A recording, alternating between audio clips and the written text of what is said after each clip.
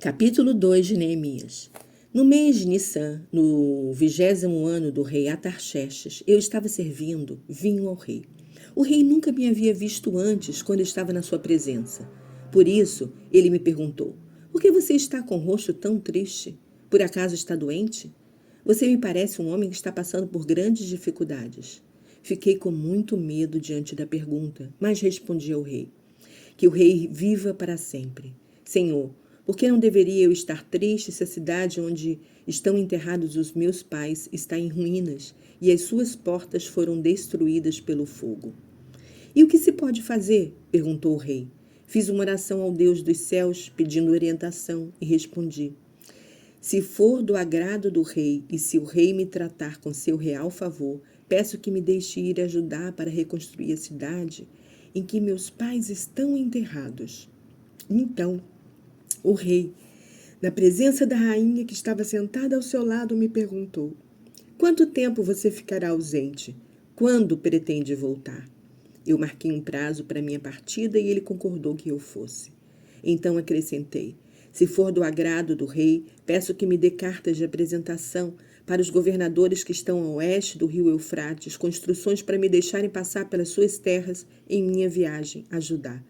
E também uma carta para Asaf, o administrador das florestas do rei, com instruções para que ele me forneça madeira para as vigas e para as portas da fortaleza que fica junto ao templo, e para os muros da cidade, para minha própria casa. E o rei concordou com esses pedidos, pois Deus estava sendo bondoso comigo.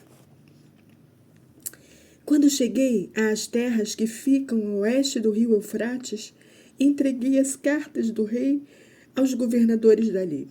Devo acrescentar que o rei mandou comigo uma escolta de oficiais do exército e tropas para minha proteção. Aconteceu que Sambalate, o Horonita, e Tobias, um oficial amonita que fazia parte do governo, ouviram falar da minha chegada e ficaram com muita raiva pelo fato de alguém estar interessado em ajudar os descendentes de Israel. 3 dias depois da minha chegada a Jerusalém, saí durante a noite sem que ninguém visse. Levei comigo apenas alguns homens, pois eu não havia falado com ninguém a respeito dos planos para Jerusalém que Deus havia colocado em meu coração. Eu ia montado no meu animal e os outros iam a pé.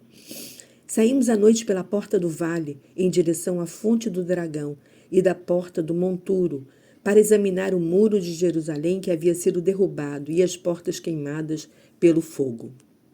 Depois fui até a porta da fonte e ao açude do rei, mas o meu animal não podia passar por falta de espaço. Assim, demos uma volta ao redor da cidade e segui pelo ribeiro, ainda de noite, examinando o muro, e entrei de novo pela porta do vale.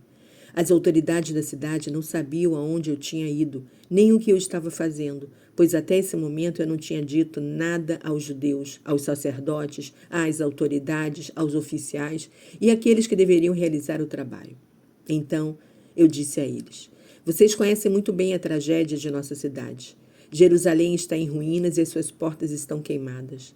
Venham, vamos reconstruir os muros de Jerusalém para que fiquemos livres desta desgraça.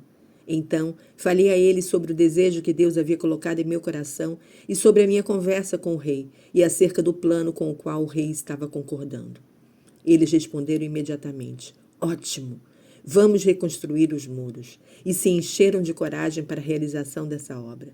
Quando Sambalate, o Horonita, e Tobias, o oficial amonita, e Gesem, o árabe, ouviram falar de nosso plano, zombaram de nós, desprezaram-nos e perguntaram: o que vocês estão fazendo?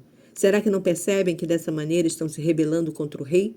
Mas eu respondi: o Deus dos céus nos ajudará, e nós, os seus servos, reconstruiremos estes muros. Porém, vocês não podem fazer parte desse trabalho, porque não tem parte legal, nem lembrança em Jerusalém. Palavra do Senhor. Amém.